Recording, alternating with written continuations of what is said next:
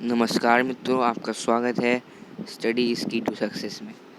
आज हम लोग पढ़ने वाले हैं रशियन रेवोल्यूशन का पार्ट 2।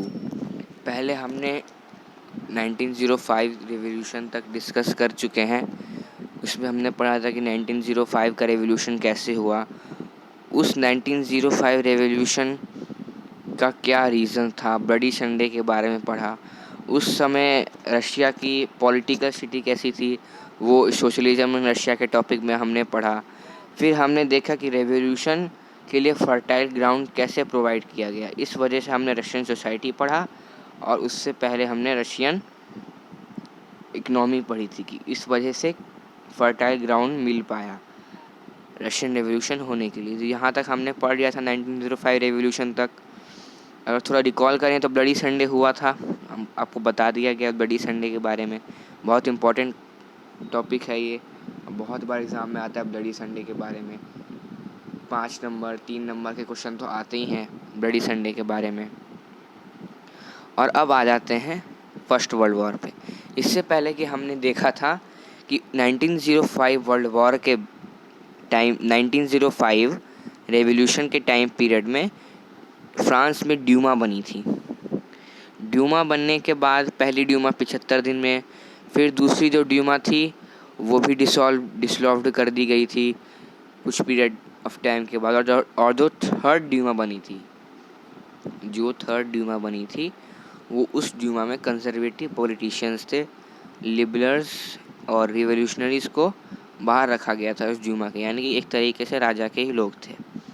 अब हमने देखा 1905 रेवोल्यूशन के बाद सब कुछ सेटल हो गया। राजा ने उस रेवोल्यूशन को दबा दिया और सब कुछ सेटल कर लिया, सब चीज़ों को, सब कुछ चीज़ें स्थिर हो गई। लेकिन अब ये चीज़ें स्थिर से अस्थिर हो जाती हैं, अनस्टेबल हो जाएंगी because of first world war. इस वजह से रशियन एम्पायर पे बहुत डीपली इफ़ेक्ट पड़ेगा। ठीक है, रशियन एम्पायर पर फर्स्ट वर्ल्ड वॉर का बहुत डीपली इफेक्ट पड़ेगा और इसी वजह से फेब्रुअरी रेवोल्यूशन होगा। अभी जो हम लोग पूरा फर्स्ट वर्ल्ड वॉर पढ़ेंगे और उसका इम्पैक्ट देखेंगे रशिया पर, वो सारा रीज़न है फेब्रुअरी रेवोल्यूशन का। और इसलिए अगर आपको क्वेश्चन पूछे कि रीजंस क्या हैं फेब्रुअरी रेवोल्यूशन से, तो आप यहीं से लिखना चालू कीजिएगा। ठीक है, फर्स्ट वर्ल्ड वॉर होती है 1914 से 1918 तक। दो ग्रुप्स के बीच में होती है। एक सेंट्रल पावर जिसमें जर्मनी थी, ऑस्ट्रिया थी, टर्की थी, हंगरी थी। पहले ऑस्ट्रिया हंगरी दोनों साथ में होते थे, एक एम्पायर हुआ करता था हेमिसबर्ग एम्पायर। टर्की और उसके साथ और छोटी छोटी कंट्रियाँ थी, मुस्लिम कंट्री थी, वो ऑटोमन एम्पायर हुआ करता था। और वर्सेस था, यानी कि किसके खिलाफ लड़ रहे थे? एलाइड पावर्स में। एलाइड पावर्स में थे फ्रांस, ब्रिटेन, रशिया। उसके बाद इटली, रोमानिया आते हैं, लेकिन मेनली फ्रांस, ब्रिटेन, रशिया ही थे। ठीक है, और जब इनिशियली ये लड़ाई स्टार्ट होती है तो सार जो हैं उनको बहुत अच्छा सपोर्ट मिलता है। लोग वहाँ पे सपोर्ट करते हैं, क्योंकि अगर कोई देश के आन बान शान पे बात आएगी तो लोग एकजुट तो हो ही जाएंगे। भले ही राजा कितना भी ख़राब हो, लेकिन लोग राजा का साथ देंगे, क्योंकि है तो राजा देश का। और बोलेंगे कि अपने देश को जिताइए, जर्मनी को हराइए, जो भी सेंट्रल पावर में उनको हराइए। ठीक है, इसलिए इनिशियल जो सपोर्ट था वो सार को अच्छा खासा मिला था। लेकिन ये सपोर्ट डाउन हो गया। क्यों? क्वेश्चन बनाते चलिए, क्यों, क्या करते चलिए, अपने आप टॉपिक ख़त्म हो जाता है और ऐसे चैप्टर ख़त्म हो जाता है। क्यों सपोर्ट डाउन हुआ, उसके रीजंस देखिए। सार जो थे वो ड्यूमा की मेन पॉलिटिशियन को कंसल्ट ही नहीं कर रहे थे, पूछ भी नहीं रहे थे। हमने पहले देखा था कि कंजर्वेटिव पॉलिटिशियंस थे जो राजा के आदमी थे, लेकिन अब राजा उनसे भी नहीं पूछ रहे थे, कंजर्वेटिव से भी नहीं पूछ रहे थे। कंजर्वेटिव्स यहाँ पर निराश हो गए थे।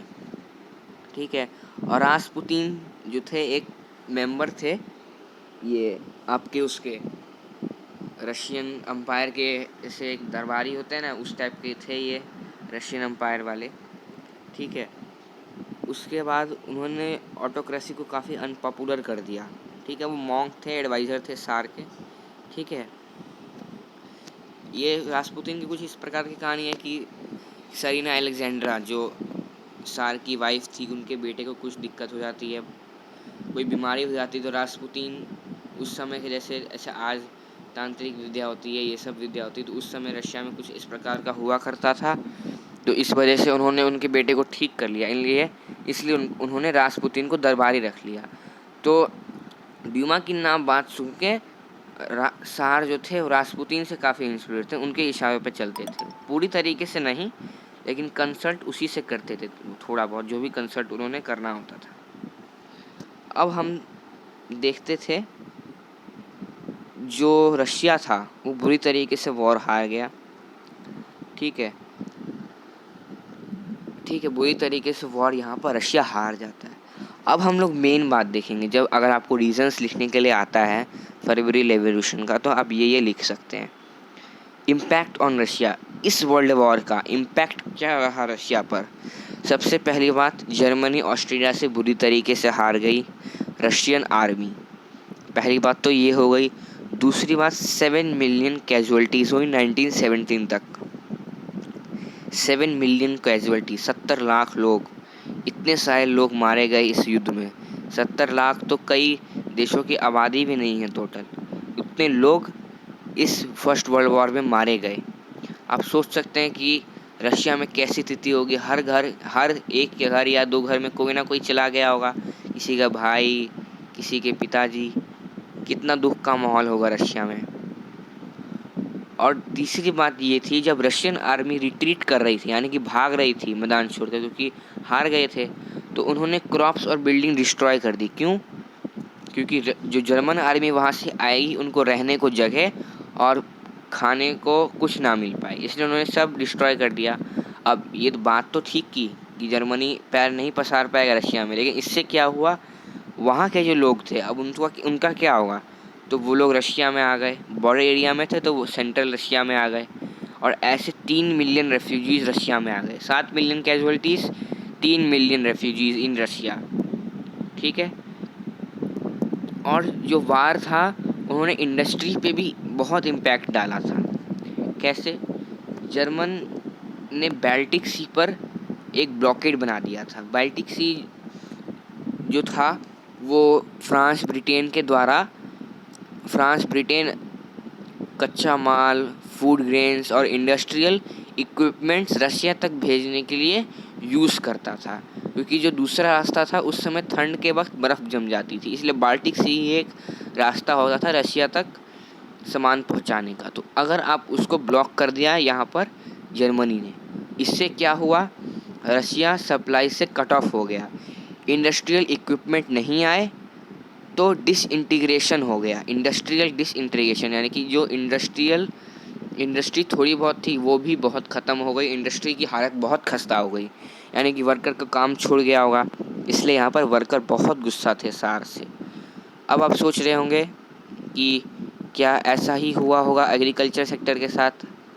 ऐसा नहीं हुआ, ब्लॉकेड का उतना इफेक्ट नहीं पड़ा था एग्रीकल्चर सेक्टर पे, क्योंकि बहुत लैंड थी रशिया के पास, कल्टीवेशन तो अच्छा होता था रशिया का अभी भी, लेकिन आर्मी को ये सारा कल्टीवेशन चला जाता था, मैक्सिमम 90 से 95% सारा आर्मी को चले जाता था। इस वजह से फूड स्कैरसिटी हो गई, एक ब्रेड के लिए लोग दंगे करने लगे, लड़ाई करने लगे। ठीक है, और एक और बात थी, शॉर्टेज ऑफ लेबर कैसे हुई?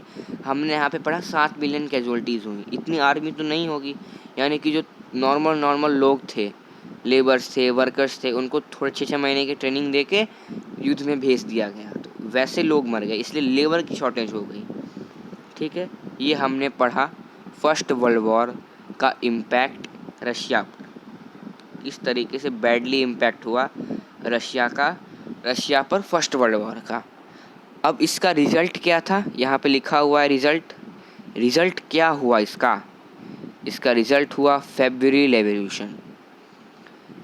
रेवोल्यूशन इसका रिज़ल्ट था। ये सेंट पीटर्सबर्ग में हुआ था और ये लोगों के द्वारा ही लीड किया गया। ठीक है, अब इससे पहले कि हम रेवोल्यूशन चालू करें, विद्रोह चालू करें, पहले थोड़ा सा पेट्रोग्राड का लेआउट समझ लेते। पेट्रोग्राड सेंट पीटर्सबर्ग था, उस समय की कैपिटल हुआ करती थी रशिया की। इसका नाम इसलिए चेंज किया गया पीटर्सबर्ग से पेट्रोग्राड, क्योंकि सेंट पीटर्सबर्ग जर्मन नाम था, जर्मन से वैसे दुश्मनी चलती थी, इसलिए पेट्रोग्राड नाम कर दिया। ठीक है, तो लेफ्ट बैंक में जो थे पेट्रोग्राड के, एक बीच में से नदी जाती थी बीचों बीच शहर के, नेवा। ठीक है, तो नेवा रिवर के लेफ्ट बैंक में फैशनेबल एरिया था, विंटर पैलेस था, बहुत सारे फैशनेबल एरियाज थे। और राइट बैंक में वर्कर क्वार्टर थे, फैक्ट्रीज थे, यानी यहाँ पे आम आदमी रहते थे। ठीक है, और यहाँ पे लिखा हुआ है food shortage, bad weather, tsar behaving, a desire to dissolve the Duma, the member were not happy. ठीक है, यहाँ पे एक जो हमने इतने सारे रीज़न पढ़े हैं उसको थोड़ा यहाँ पे ब्रीफ कर दिया गया है। क्या हुआ, अब यहाँ से रेवोल्यूशन चालू होता है। 22 फरवरी को एक फैक्ट्री में लॉकआउट होता है। लॉकआउट यानी कि बोला, काम करने से बहिष्कार कर दिया, बोला कि हम काम नहीं करेंगे। वहाँ के वर्कर स्ट्राइक पे चले गए। डेमोन्स्ट्रेशन जो था वो कैपिटल के सेंटर में चला गया, यानी कि स्ट्राइक चले गए। तो स्ट्राइक डेमोन्स्ट्रेशन ही होती है, बहुत सारे लोग रहते हैं स्ट्राइक करते हैं। वो सेंट्रल ऑफ द कैपिटल में चला गया। ठीक है, जैसे ही पहुंचा तो वहाँ पे गवर्नमेंट ने कर्फ्यू इम्पोज कर दिया। ठीक है, ये जो सेंटर और ये जो डेमोन्स्ट्रेशन था वो वुमेन्स के द्वारा लीड किया गया। बहुत भारी मात्रा में वुमेन ने इसमें भाग लिया। इसी दिन वुमेन्स डे मनाया जाता है। ठीक है, यहाँ पे 22 फरवरी भी लिखा है, वहाँ पे अलग कैलेंडर फॉलो होता था, अब अलग कैलेंडर फॉलो होता है। ठीक है, ये बात बाद में बताने की है। ठीक है, उसके बाद जब कर्फ्यू डिसलॉव्ड हो गया, यानी कि कर्फ्यू जब इम्पोज किया गया तो डिमॉन्स्ट्रेटर भाग गए, क्योंकि कर्फ्यू था, पुलिस आ गई थी, तो वो लोग चले गए। लेकिन वो लोग दोबारा 24 फरवरी 25 फरवरी तक आ गए दोबारा डेमोन्स्ट्रेशन करने, और इस बार ज़्यादा संख्या में लोग आए थे। और जो रही सही कसर थी वो भी सार ने पूरी कर दी। 25 फरवरी 1970, 25 फरवरी 1917 को गवर्नमेंट यानी कि सार ने ड्यूमा को सस्पेंड कर दिया। तो इस वजह से क्या हुआ, आक्रोश बढ़ गया। Conservative politician, workers, army officials सब साथ में आ गए, और 27 फरवरी को पुलिस हेडक्वार्टर पर रैंसैक्ड, यानी कि पुलिस हेडक्वार्टर पर कब्जा कर लिया गया। बहुत ज़बरदस्त प्रोटेस्ट हुआ, बहुत ज़बरदस्त विरोध हुआ। इसके लिए ब्रेड यानी कि खाने के लिए, वेजेस यानी कि तनख्वाह के लिए, बेटर आवर्स एंड डेमोक्रेसी यानी कि आवर्स रिड्यूस किए जाएं, जो पहले से ही डिमांड करते आ रही है। हमने देखा ना था 1905 रेवोल्यूशन में यही डिमांड थी। ठीक है, और डेमोक्रेसी की डिमांड थी, कॉन्स्टिट्यूशन की डिमांड थी। अब इतना सारा पुरजोर विरोध जब हो रहा है तो राजा तो कुछ ना कुछ करेगा ही। तो गवर्नमेंट ने कैलवरी अपॉइंट की, लेकिन कैलवरी ने क्या किया, डेमोन्स्ट्रेटर पर फायर करने से मना कर दिया। बोला कि हम अपने देशवासियों पर गोली नहीं चलाएंगे। तो अब तो राजा ख़त्म हो गया। राजा की हिम्मत कहाँ से होती, उसकी आर्मी से। अब आर्मी साथ नहीं दे रही, तब राजा क्या करेगा। उसी दिन 27 फरवरी को पेट्रोग्राड सोवियत बनाई गई। ठीक है, और अब एक सार के पास डेलीगेशन गया, आर्मी ऑफिशियल और कुछ उसके ऑफिशियल्स गए और बोला सार को, अब तो आपके पास सपोर्ट नहीं है, ना आर्मी का सपोर्ट है, अब आप एब्डिकेट कर दीजिए, अपना थ्रोन छोड़ दीजिए। तो 2 मार्च को उन्होंने 2 मार्च 1917 को अपना थ्रोन छोड़ दिया, और रशिया मोनार्की से छूट गया, यानी कि रशिया अब मोनार्क नहीं रहा। यानी कि इतने लोगों का संघर्ष, इतने लोगों का बलिदान सफल हुआ, और रशिया के अंदर से मोनार्की रूल हट गया। इसके बाद ये जो पेट्रोग्राड सोवियत बनी थी, और भी बहुत सारे सोवियत थे, और ड्यूमा के जो लोग थे वहाँ उन्होंने मिलकर एक प्रोविजनल गवर्नमेंट बनाई। प्रोविजनल गवर्नमेंट का मतलब होता है काम चलाओ गवर्नमेंट, जब तक कोई फिक्स नहीं आता तब तक प्रोविजनल गवर्नमेंट चलेगी। आगे हम लोग देखेंगे इस प्रोविजनल गवर्नमेंट ने भी काम ठीक ठाक नहीं की, तो बोल्शेविक पार्टी व्लादिमीर लेनिन ने इनको उखाड़ फेंका था। उसके बाद फिर यूएसएसआर बना, उसके बाद 1991 तक अभी हिस्ट्री चली रशिया की। उसके बाद व्लादिमीर पुतिन आए, अभी तक ऐसी हिस्ट्री चल रही है रशिया की। ठीक है, अब आफ्टर फरवरी क्या हुआ, अब हो गया सब कुछ, एवोल्यूशन हो गया, राजा हट गया। उसके बाद क्या, उसके बाद ये होता है कि कि जो प्रोविजनल गवर्नमेंट थी वो army officials, land owners, industrialist से डोमिनेटेड थी, यानी कि अपर स्ट्रेटा के लोगों से डोमिनेटेड थी। यहाँ पर जो छोटे तबके के लोग थे, सोशलिस्ट थे, विचारधारा के लोग नहीं थे। हमने देखा था पहले कि कार्ल मार्क्स के आइडिया सोशलिज्म वाला, टेक ओवर कर लेना चाहिए कैपिटलिस्ट के प्रॉपर्टी। यहाँ पे कोई भी सोशलिज्म वाला कुछ दिखाई दे नहीं रहा था। ठीक है, अप्रैल 1917 में व्लादिमीर लेनिन आ जाते हैं, ठीक है, रशिया में, और वो बोलते हैं कि अब सोवियत को पावर ले लेनी चाहिए, प्रोविजनल गवर्नमेंट से सोवियत को पावर लेनी चाहिए। मेन रीज़न यही था कि अभी वही जो समाज का जो निचला तबका है, जो लोअर स्टेटा है, उसको अभी तक बेनिफिट नहीं मिल पाया जितना अपर स्टेटा को मिल पाया है। ठीक है, ठीक है। लेनिन ने अप्रैल थीसिस दिया, उसमें 3 पॉइंट थे। अप्रैल थीसिस यानी कि एक तरीके से लेनिन की 3 बातें थी, 3 इंपॉर्टेंट मेन पॉइंट्स थे जो पूरा करवाना चाहते थे। पहला पॉइंट था war should be brought out to end, war नहीं होनी चाहिए, वॉर से विड्रॉल होना चाहिए।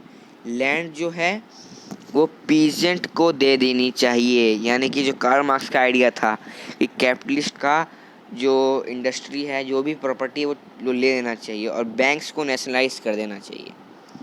उन्होंने अप्रैल थीसिस दिया, ठीक है, और उन्होंने बोल्शेविक पार्टी का नाम कम्युनिस्ट पार्टी ऑफ रशिया कर दिया। ये बोल्शेविक पार्टी वही है जो हमने इस टॉपिक में पढ़ी थी। अगर हम लोग वहाँ पे जाएं, यहाँ पे देखिए, सोशल डेमोक्रेटिक वर्कर पार्टी बनी, वो दो भागों में डिवाइड हुई, बोल्शेविक पार्टी, व्लादिमीर लेनिन। देखिए यही पार्टी यहाँ पे जाके अब रशियन कम्युनिस्ट पार्टी बन जाएगी, ठीक है, और यही पार्टी अक्टूबर रेवोल्यूशन लाएगी और यही पार्टी आगे जाके रशिया पर राज करेगी। इसलिए वो सोशल डेमोक्रेटिक वर्कर पार्टी 1898 में बड़ी इम्पोर्टेंट थी बनना, उसका फॉर्मेशन, ठीक है। लेकिन ये जो अप्रैल थीसिस दिया, उससे लेनिन के खुद के लोग उतने खुश नहीं थे। वो सोच रहे थे कि अभी अभी तो इतना बड़ा रेवोल्यूशन हुआ है, अभी चेंज की ज़रूरत नहीं है, ठीक है, अभी प्रोविजनल गवर्नमेंट अच्छा काम करे, प्रोविजनल गवर्नमेंट को ही काम करना चाहिए, उतना इम्पोर्टेंट नहीं है अभी यहाँ पास हट